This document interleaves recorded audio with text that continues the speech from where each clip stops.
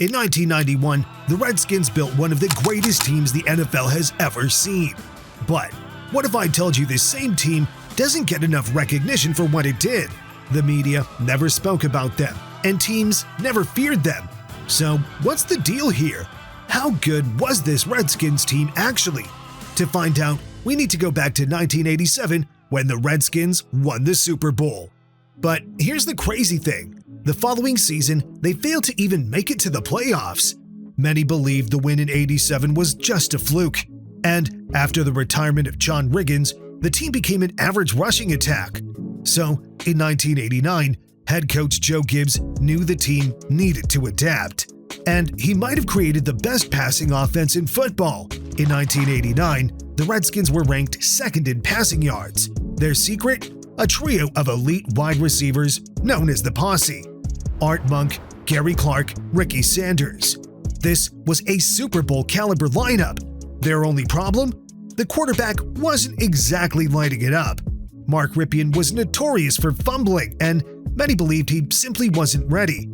In 1990, the Redskins did make it to the playoffs, but they were simply no match for the 49ers. This was a team that nobody feared. If that wasn't bad enough, the NFC East was hell. It was by far the best division in football. You had the defending champion, the Giants. The Eagles still feared defensively. Then you had the up-and-coming Cowboys. So this Redskins team, with an average QB, didn't make many headlines heading into '91. Little did they know, a storm was coming, led by the genius Joe Gibbs. Week 1 was a game against the Lions, who weren't exactly one of the best teams back then. Everybody expected a Redskins win, but nobody expected how they would get it done. 45-0. Washington destroyed the Lions. The even crazier part? The blowout didn't really have one-star performance. But in Week 2, they would certainly need one, because it was Monday Night Football and an NFC East battle with the Cowboys in front of a national audience. The Cowboys always played Washington like it was personal, and it showed. Dallas would lead most of the game by 11 points, but then came the third quarter, and one moment changed the entire game. The Redskins called a punt fake on 4th and 1, and it worked out perfectly. It led directly to the go-ahead touchdown as Washington won the game 33-31. This was a season-defining moment, and it happened in September. But here's the thing. Emotional highs in the NFL are usually followed by crashes. And Week 3 looked like that classic trap game. They were facing the Phoenix Cardinals, the best in the NFL at forcing turnovers. Someone had to step up for the Redskins, and they got their man. Running back Ernest Biner torched the Cardinals, putting up 109 yards. But the real story? It was the defense. Wilbur Marshall intercepted 2 passes, returning one of them 54 yards for a touchdown. This wasn't just an ordinary win. It was the first back-to-back home shutout for the Skins since 1945. Joe Gibbs didn't smile once. He looked at the 34-0 score and saw a new threat: ego. The only thing left that could beat them was themselves. And in Week 4 against the winless Bengals, the game was exactly as he feared. The 0-3 Bengals had the game tied 27 apiece in the fourth quarter. The so-called best team in the league was about to choke against the worst. But Joe Gibbs isn't known as a legendary coach for no reason. He pulled a poker move once again. The Redskins trotted out 4 wide receivers. The Bengals, they panicked. They spread their defense out to stop the pass. But here's the twist. Washington didn't throw.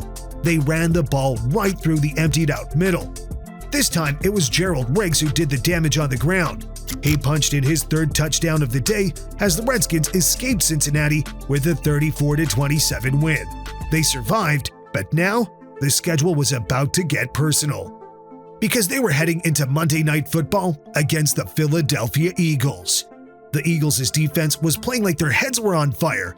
11 sacks in the previous week against Dallas. They also had 2 of the best quarterbacks in the league, Eric Allen and Ben Smith.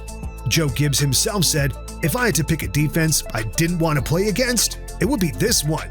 Washington's undefeated streak was at risk, but Gibb and his team cooked up the perfect strategy. See, they had the posse, the 3 great receivers, Monk, Clark, Sanders. So, Gibbs realized the game came down to simple truth. The Eagles' star corner could only cover 2 receivers. That left one receiver all alone. So, what was supposed to be a defensive war turned into a humiliation. Final score, 23-0. Up next was a trip to Soldier Field to Mike Ditka's Chicago Bears. A showdown between 2 legendary coaches. Just 1 year prior, the Bears had intercepted Mark Rypien 5 times in a single game. Then, when the game started, it was deja vu. Rypien's first long pass of the day was intercepted. The here we go again feeling was deafening. But Rypien, he didn't panic. He stayed calm, using his experience to pick apart the Bears' secondary. Art Monk was instrumental once again with 2 touchdowns. Redskins win 20-7. But even after going 6-0, the media was still calling this team lucky. So, the 91 Redskins went into the next game hungry to silence all their doubters. But against the Browns, it wasn't a star who stole the show. It was a rookie. Ricky Irvins iced the game with a 65-yard touchdown run to make it 42-17. 7 games, 7 wins. Players were already dreaming about a perfect season. But Gibbs, he knew something they didn't. Because Week 8 was Washington's bye week. And after that bye week, the real war for the NFC East was about to begin. In Week 9, they were walking into a house of horrors. The New York Giants were the defending Super Bowl champs, and the first half, it was a nightmare. By halftime, they were down 13-0. Washington needed to show up fast, but they didn't do it with a quick strike. No, they did it with the most soul-crushing drive of the decade. 20 plays, 84 yards, nearly 9 minutes off the clock. The Giants' legendary defense was broken as Washington rallied a comeback to win the game. The Redskins were 8-0 for the first time in franchise history. A perfect season was halfway home, but the reality was the hardest test was just arriving. And walking into RFK in Week 10 was the 7-1 Oilers. They were led by Jack Pardee, the former Redskins head coach who had been fired a decade earlier. Now, he was back with an Oilers team and an offense they called run and shoot. Score fast, score often. And with only 1 second left, the Oilers were in field goal range, ready to end Washington's unbeaten season. But in a shocking twist, kicker Ian Howfield missed the 33-yard shot. The Redskins were handed a second life in overtime. And it's here where Darrell Green put the game to bed with his interception. The Redskins had just survived their toughest test yet. But could they even rest for a second? No, because in Week 11, they would have to face the Falcons, bringing an even louder, more aggressive offense than Houston. And they were known for having this trash-talking secondary that dared you to go deep. Everyone wanted to see the showdown between Gary Clark and Deion Sanders. But Washington, fortune favored them once again. Sanders was injured heading into this game. So, without their best cornerback, Washington's receivers were ready to feast. Gary Clark treated the Falcons secondary like they weren't there. 3 touchdowns, 203 yards. He became the first receiver in NFL history to break 200 yards on 4 or less receptions. But up next was a game against a Steelers team that had actually beaten Washington in the preseason. The Redskins were beatable on the road, and if anyone could take them down, it was the legend Chuck Noll. But instead, the game became a blowout before the first quarter was over. Rypien was surgical once again behind his O-line, finishing with 325 yards and a near-perfect passer rating. Final score, 41-14. In just 11 weeks, the Redskins had officially clinched a playoff berth, 5 wins away from a perfect 16-0 season. But if there was one team that hated them enough to end that dream, it was the Cowboys. But when Troy Aikman went down with a knee injury, it looked like Washington would have an easy road to victory. But that relief, it was short-lived. Because backup QB Steve Berlane stepped in and played flawlessly. Washington's offense fell flat as they lost the game 24-21. The loss meant they still hadn't clinched the division, and their undefeated season was gone. Could the Redskins refocus, or would this Dallas blueprint be used by the rest of the league? The Redskins needed to prove that the Dallas loss was a fluke, and against the mediocre Rams, they did just that. By the fourth quarter, the game was a 27-6 blowout. But the star of the show wasn't who you'd expect. See, the Redskins' O-line put on another masterclass performance. For the 8th straight game, the Hogs did not allow a single sack. The way they protected Ripon, he didn't even have to shower after the game. The Redskins officially clinched the NFC East Championship. But the job still wasn't over. Washington needed home field advantage for the playoffs. To get it, they needed one more victory in the next 3 games, and you bet they got the job done. By season's end, the stats were undeniable.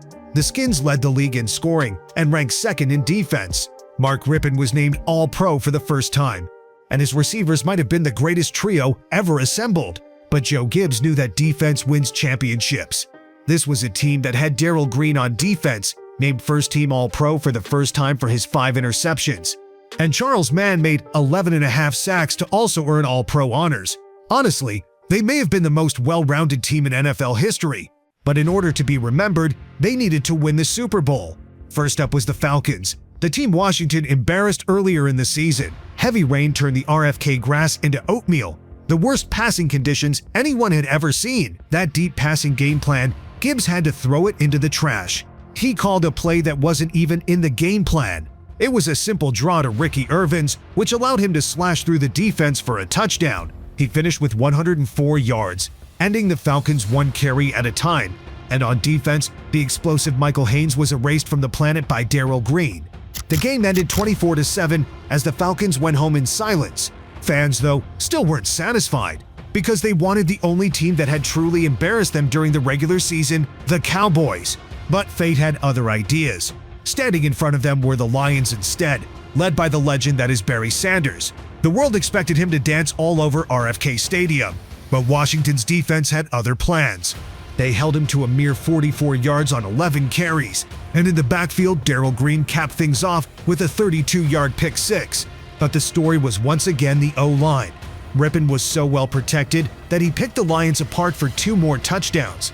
The Lions finished the game with 0 sacks as the Skins won 41-10.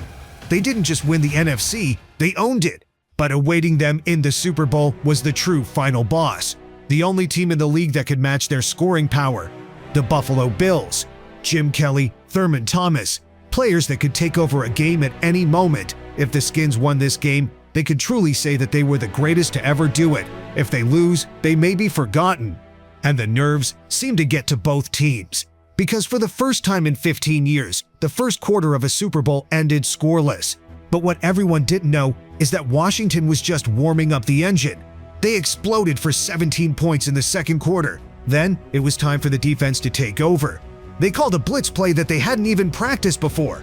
But the result was backbreaking. Linebacker Andre Collins blitzed up the middle and slammed Jim Kelly. It resulted in an interception all the way. But it's not a Redskins masterclass without Ripon and the posse lighting up the stat sheet. Ripon finished with 292 yards and 2 TDs, helping the Redskins win 37-24. From being doubted for his abilities to now earning the Super Bowl MVP, Mark Ripon's story is commendable. But the real story was the season as a whole. The 91 Redskins had a scoring margin of 261, one of the highest in NFL history. And Joe Gibbs, he secured his 3rd Super Bowl ring with his 3rd different quarterback.